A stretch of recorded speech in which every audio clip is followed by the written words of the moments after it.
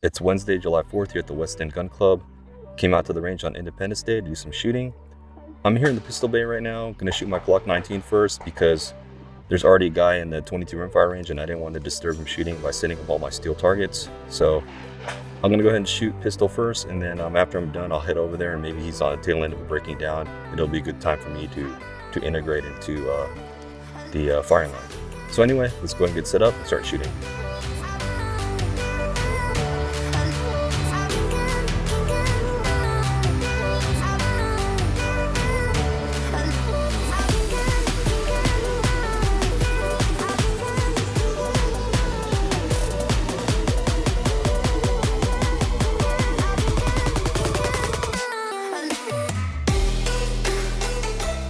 It's a lot of activity here at the range right now. July 4th, so you figure everyone's got the day off. If they're not traveling, they want to come to the range. So I figure people are trying to shoot at least in the morning before the barbecues and whatnot, and the activities at night. So I guess one thing I wanted to bring up is the fact that I've been trying to keep the content here on my vlog relatively non-political, because YouTube will they'll flag you for that kind of stuff, right? But they'll also demonetize the videos. But it's all moot now, because for the longest time my range vlogs were monetized or whatever. I wasn't making much of it, but they were monetized. And then I just noticed slowly in the past several months that more of my videos were being marked limited to no ads, because it's not what's the word they use? It's basically not suitable for most advertisers or something, or accepted by most advertisers. And so I noticed that every week more and more of my range vlogs, going all the way back from a few years ago, they've all been demonetized or marked limited to no ads. My channel's still monetized because a lot of my non-shooting videos are monetized still. But given the fact that YouTube is now going back in time and just pretty much removing all my monetization from my range vlog videos, I'm just gonna start opening up a little bit more and talk about just a little more controversial stuff that YouTube would have originally just flagged you for anyway. But I'm going to try to keep it kind of sane in terms of not being overly ecstatic about the political topics, because I just don't want to do that anyway. But I will open it up, my conversations regarding certain issues. A case in point would be the July 1st ammunition background checks now in California. If you don't live in California, you probably still heard about this because it made the news. And so basically the crux of it is, if you want to buy ammo in California, they do a background check. And so there's a process by which they do it. On paper, it's supposed to be relatively simple, but already they're seeing glitches. And when it comes down to it, though, assuming everything works perfectly, it basically costs each person in California a dollar per transaction for ammunition. So that's kind of the tax that they're putting on us. I don't really understand how it works for visitors, though. So if you're from outside of the state and you come here to shoot a match, or you come here to hunt, I'm not entirely sure if you can bring in ammo or not, because from the way I read it, you can't. But from what other people on calguns.net have been saying, that you can bring ammo if you're a visitor. I really don't. I've been trying to find the text explaining that aspect of it, but I can't find it. And so right now, as far as I know, you can't, as a visitor, bring in ammo. So kind of assuming that's true, you're kind of stuck. So like hunters and competitive shooters from outside of California aren't going to come to California to shoot, because they'll have to also get, if they want to buy ammo in state, you have to pass a background check. But in order to pass a background check, you have to have a California driver's license or real identification. California, what they call real ID, which is federal compliant. As far as I know, from what I'm reading, it's California ID is not valid to buy ammunition here. So it's a pretty crappy state of affairs right now. So I set up some steel targets, one that I'm going to use for my 9mm, which is barely 20 yards away, which is borderline safe, unsafe for shooting at that distance with a center fire pistol. But it's angled down, and I've got it going back that way, so it won't hit my vehicle if there's any splatter, hopefully. And I'm wearing eye protection, obviously. Set up some of my JC Steel 22 targets, so I'll shoot this Rigger Mark II on it. And I got a IPSC target at close range, like 10 yards. I only got about, shoot. probably 150 rounds of 9mm. I didn't bring any extra. I don't really want to shoot that much 9mm, but I wanted to run some 22 through this pistol here, and I got a bunch of the CCI Blazer, which I'm not sure if it's going to shoot well at all, but it's cheap ammo, so I figure I'll try it in the Mark II.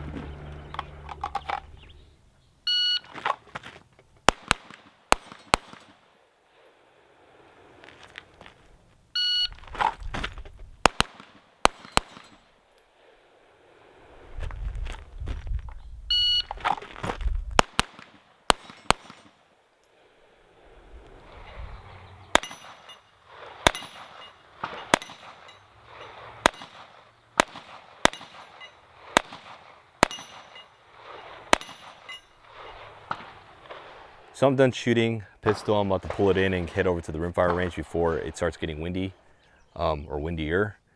And this shot pretty well.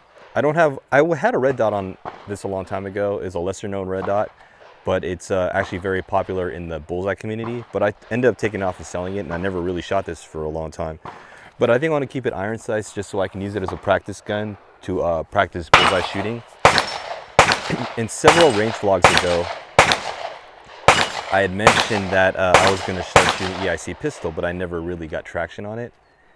And I was talking to a Marine last month, and he was telling me, because he's double distinguished, and I was just talking to him about getting into EIC pistol. And he had mentioned that pretty much need to train more on just holding the arm out with the weight on it, because that's kind of the precursor to getting good with shooting bullseye, because bullseye is all one-handed shooting with the pistol. And basically just got to learn how to train yourself to be able to hold that gun out in front of you, because that's the key thing, is all the tremble, controlling the tremble. So the control of the tremble is just to get more muscle, you know, just get that to train your arm to be able to hold that gun out. So that's what I'm going to keep this for. And this is actually a fairly hefty pistol. I'm not sure the weight, you know, the actual numbers, but it weighs pretty well, as far as pretty hefty rather, as far as 22 rimfire pistols go. So it's a good way to train. I mean, I figure it's close to a 1911 as far as weight, so I'll just train with this as far as shooting. Anyway, let me go and pack it in. And I think there's a guy, I think he might be leaving, so it's one guy there at the rimfire range. So let me get over there before the conditions get worse, because it's a really nice day right now.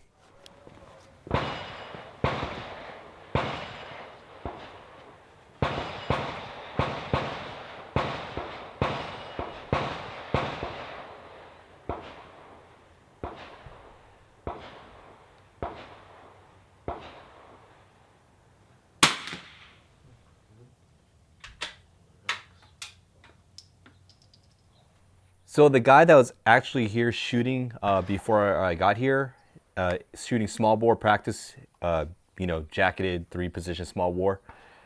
He's actually a high power shooter, and we had shot together at matches a long time ago. I think he said Pendleton maybe, and we might have actually also shot at Coalinga during a state championship. But yes, surprised to bump into this guy, because he's actually been a member here for since 2014, he says. I think roughly 2013, 2014. And I've been a member here since 2009. And so it's funny that we haven't bumped into each other ever until now. So it's really cool to meet another high power shooter. He went distinguished in 2007. I went distinguished rifleman in 2009. So it's just kind of cool to bump into guys from the community. It's very small community now, it's getting smaller and smaller, especially in California, because high power is not a very popular sport, and it's not getting many new shooters, so it's slowly dying here. And I anticipate, I mean, I've wrote articles and opinions on high power, NRA high power and CMP high power, and the whole Distinguished Rifleman program, how that's all sort of just slowly dying. in the United States, and especially in California of all places, because we have so many restrictions, and so it's so hard to shoot service rifles or to get people into service rifles because you can't even get an AR here anymore. So like an AR, fully featured AR with a removable magazine. So it's unfortunate that, again, California is making it very difficult for competitive shooting to even take place anymore. But I'm already set up here. Everyone's cleared out of here, so it's just me. Mike, the guy that was here earlier, he has the same opinion I do about this whole, he loves the small bore range because there's no one here. So it's just surprising to see people here other than yourself. So it's nice to have this range by yourself. But I kind of just wanted to re-zero this at 50 because we've been messing around with my sights a little, or the scope a little bit. And so I kind of want to just make sure I have a zero at 50. And I want to test this CCI standard velocity. I got this stuff from Target Sports USA. Everyone uses this as a baseline for cheap, good ammo, even more than SK Standard Plus or like Wolf Match Target. For some reason, a lot of people use CCI standard velocity as like the baseline. If your rifle can shoot this well, it's a good rifle, like a good barrel. But I'm not sure if my CZ will shoot that well because it's not really match barrel, but we'll see.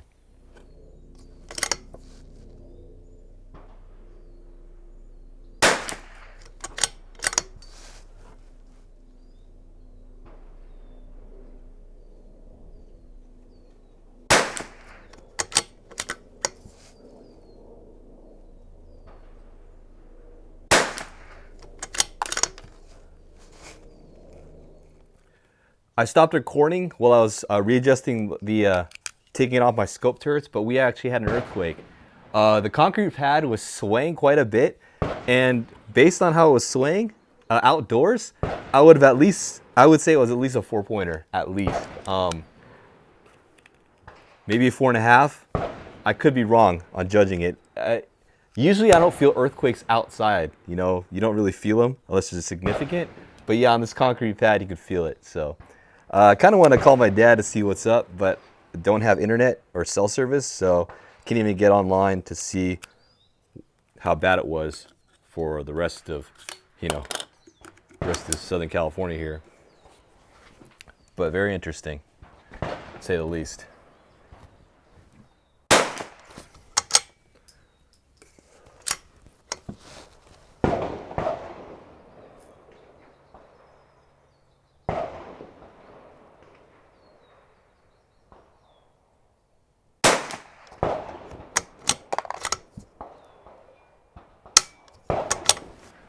I think we're dialed in.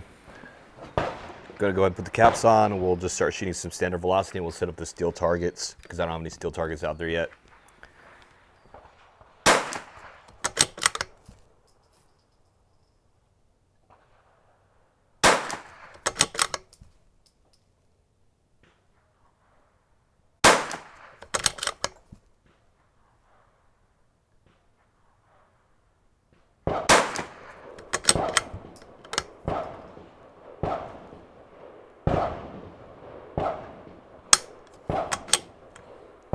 Twenty rounds fired, CCI standard velocity, looking at an average of 1076, which is just like SK rifle match.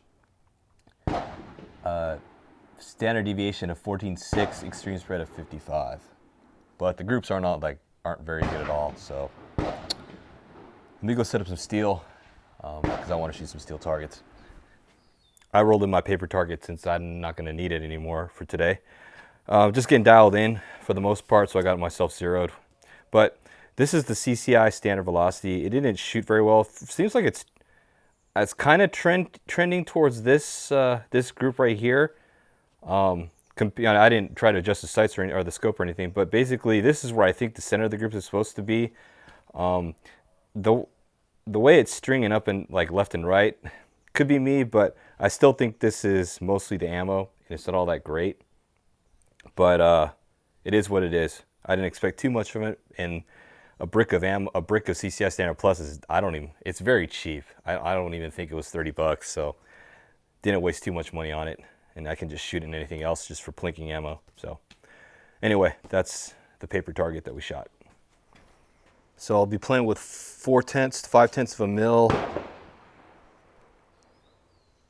1.2, so 0.5, 1.2, 1.4, 1.9 maybe. I don't know, we'll see.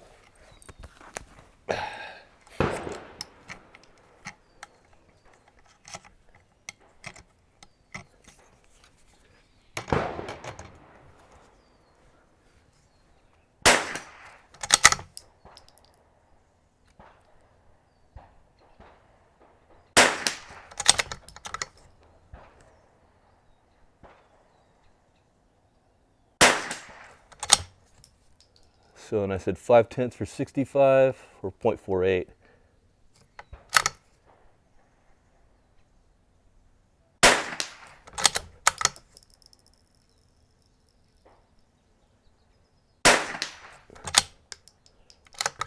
And I said 1.2 for 85.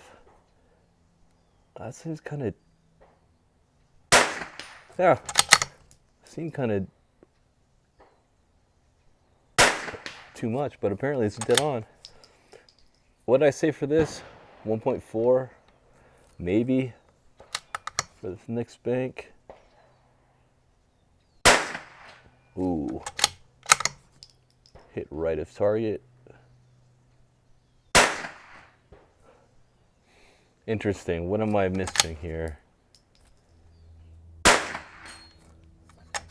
1.8, so I only need 1.8 for all banks. The target's on the back shelf there. Okay, guess my range call was bad. Okay, so 1.8, so I need 0, 0.5, 1.2, 1.8. I can deal with this. All right.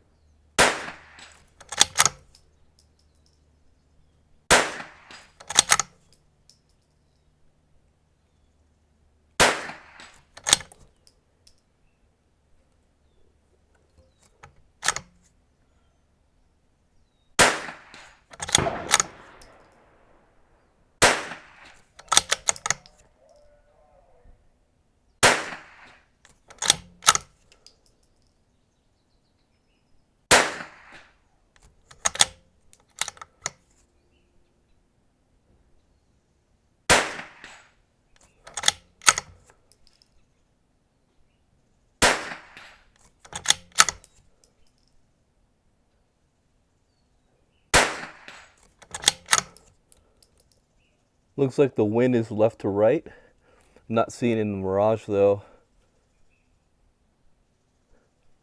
So close range that I can't tell from mirage, but I'm favoring right of target right now, right of the steel.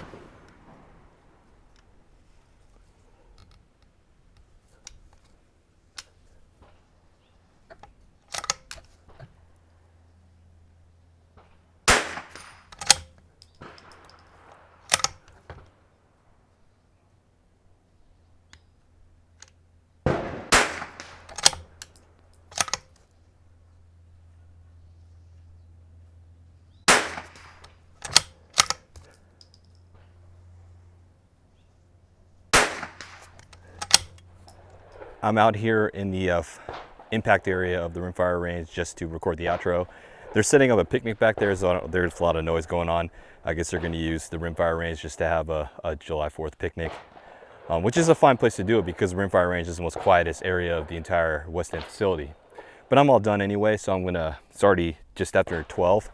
Gonna get the steel targets pulled, pack up and get out of here and go hang out with my dad and barbecue something, get a beer too. So, and tomorrow I got to go back to work because we don't have Friday off. So we just got July 4th off and then back to the office on Friday, then the weekend. So it's cool. It should be pretty quiet in the office, which is I don't mind going in on Friday, so I can get a lot of work done. Anyway, that's it for today. Independence Day, July 4th, Thursday here at the West End Gun Club. Hope you all have, or if you watch this, it'll probably be tomorrow when I publish it. Hope you guys had a great Independence Day and it was safe. And if you have the long weekend, you got a 4-day weekend, have safe travels, and I'll see you again in the next vlog. Thanks for watching.